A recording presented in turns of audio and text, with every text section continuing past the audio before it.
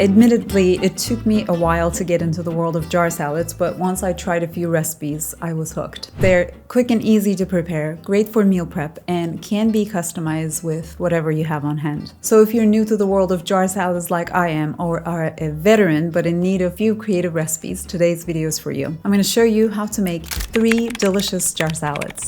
First, we'll take a trip to the Mediterranean and make a quinoa salad that combines quinoa, fresh veggies, feta, and a tangy lemon dressing.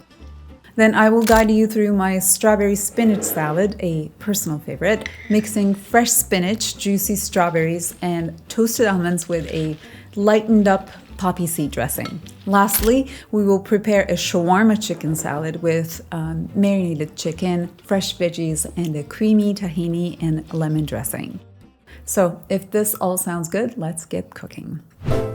For our first Mediterranean quinoa salad, we will start with cooking the quinoa. If you have leftover quinoa, feel free to skip this step. We're going to start by rinsing a cup of quinoa. I'm using white quinoa, but you can use tricolor or red quinoa as well. Then we'll transfer it into a saucepan along with 2 cups of water and half a teaspoon of kosher salt. We'll bring that to a boil, put the lid on, and let it simmer over low heat for 12 minutes or until all the liquid is absorbed. While quinoa is cooking, we're going to add a 1/4 cup of olive oil in a measuring cup, along with a 1/4 cup of lemon juice, a clove of pressed garlic, half a teaspoon of Dijon mustard, half a teaspoon of kosher salt, and a 1/4 teaspoon of black pepper. And we'll give that a good whisk. Once the quinoa is ready, we'll remove the lid, fluff it with a fork, and let it cool. I'm using quinoa, but any other grain would work in this recipe. A couple of things here. When adding grains to jar salad, it is important to let them cool off completely. Otherwise, the moisture will build up in the salad, making it spoil quickly. That's why, if you can, cooking your quinoa in advance will save you time. But if you're following along, a quicker way to cool it off is to spread it on a sheet pan lined with parchment paper and let it rest while you work on the rest of the ingredients. Now, before we start cutting the vegetables, we'll prep our workstation.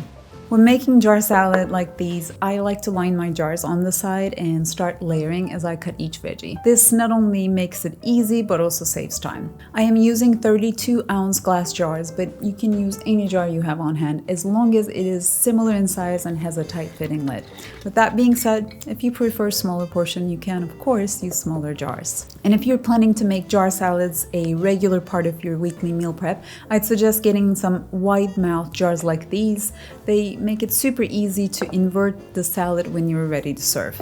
We'll start the assembly process by dividing the dressing we made earlier among the jars. When it comes to layering, there is a little bit of a strategy here. Starting with the dressing at the bottom prevents the oils and acids in the dressing from making the rest of the ingredients soggy. After the dressing, it is best to start layering with vegetables that can benefit from marinating in the dressing, like raw onions.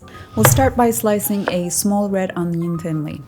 Now, if you're someone who finds raw onion to be too strong, keep in mind that the acids in the dressing will help soften it as it sits. Of course, if you prefer a milder onion, you can opt for scallions instead. Then we'll peel and cut 2 Persian cucumbers. I like Persian cucumbers because I like their crunchy texture, but if all you have is English cucumbers, you can use that as well. Once we distribute the sliced cucumbers, then we'll move on to chopping up a cup of cherry tomatoes. You can cut them in half or in quarters depending on their size. Again, evenly distribute them amongst your jars on top of the cucumbers. Then we'll continue our assembly with a can of drained and rinsed chickpeas, followed by 3/4 cup of chopped pitted olives. Now that all veggie and chopping portion is done, we'll continue the assembly by adding about a cup of cooled quinoa, followed by 2 to 3 tablespoons of crumbled feta cheese to each jar. Finally, we'll finish it with a cup of baby spinach for each jar. As you're adding the greens, it's okay to press them lightly to ensure that they fit. Cover the jars tightly with the lid and store them in the fridge until you're ready to enjoy them. Our second recipe, strawberry spinach salad, is even easier and comes together in less than 15 minutes. It's a fantastic jar salad to make, especially during the summer months when berries are at their peak.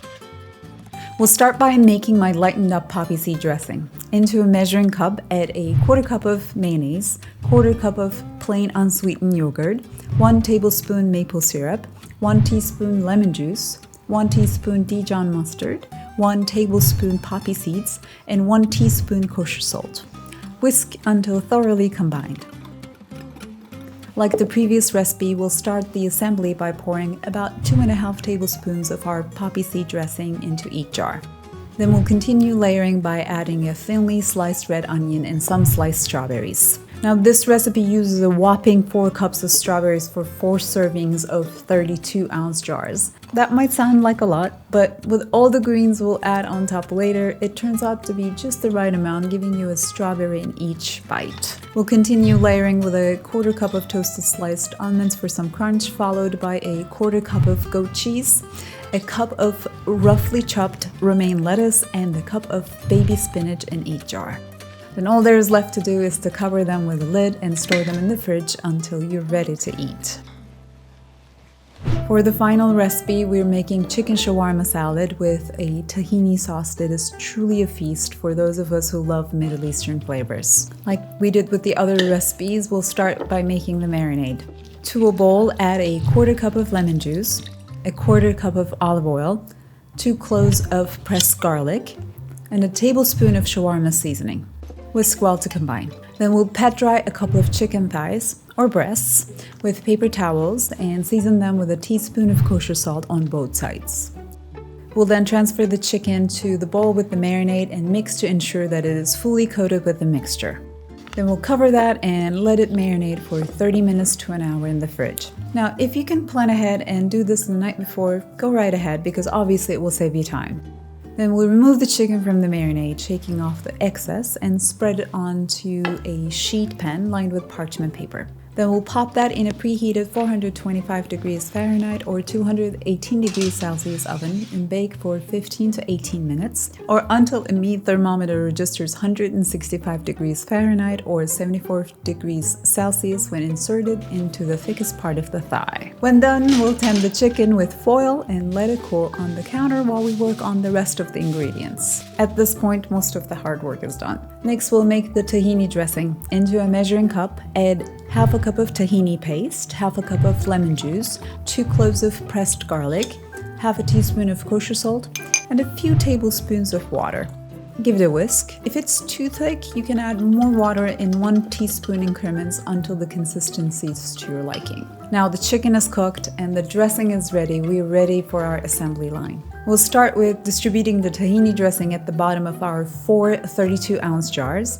Then we'll start with some thinly sliced red onion, a few peeled and sliced cucumbers, a cup of halved tomatoes, and a cup of chopped dill pickles. Before we add the lettuce, we'll cut up our now cooled chicken into bite-sized pieces and then add them on top. Then we'll finish it off with a cup of chopped lettuce for each jar and then cover them tightly with a lid before storing them in the fridge.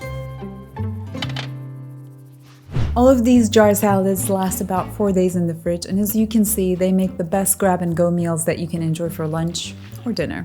And when you're ready to serve, all you have to do is to invert them into a large bowl and give it a good toss to ensure all the ingredients are fully coated with the dressing. Jar salads have been a lifesaver for me when I work long hours and have little time to prepare healthy meals. I hope you like them as much as I do. We put all these recipes and a few more healthy, easy to make meal-worthy salads into a free ebook, which you can download using the link in the description below. Thanks for watching, and I will see you in my next video.